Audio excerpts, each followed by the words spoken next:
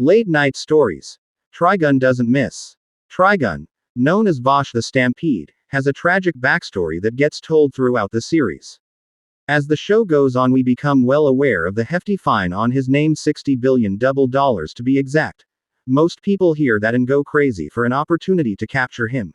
It makes sense that someone would. Many have tried and failed, but when the news gets out that too many people tried him, it starts to draw out all the crazies in the region. It even gave him a few new nicknames, like the humanoid typhoon. It also classified him as a natural disaster. Putting it simply, it basically makes him an act of God. Then take into account all the people that claim he's killed entire cities by himself.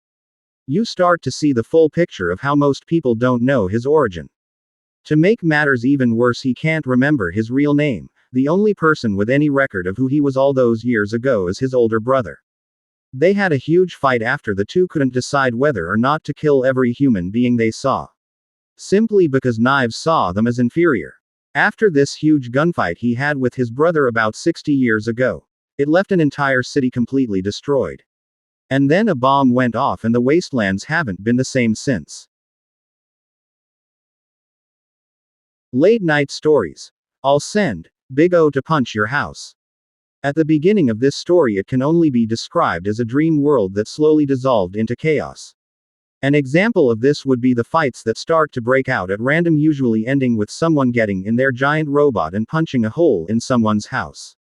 The origin of Roger Smith's story was originally told as he was first hired by Gordon Rosewater to negotiate with Big Venus Angel, back when Paradigm City was first created, being that they were all androids in the Westworld scenario, trapped within a virtual reality.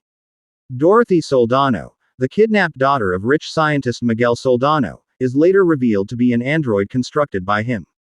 Her actual father would be Timothy Wainwright, the man who commissioned her construction and father of the real and presumably deceased Dorothy Wainwright.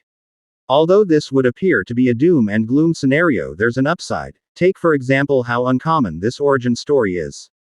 Even to this day it's still unclear whether or not the operator of the Big O is a playboy or a regular philanthropist. He does all of these things with his trusty companion Dorothy Soldano, now known as Miss Wainwright. Ultimately, fans of Roger Smith hope that he eventually finds his freedom from virtual reality.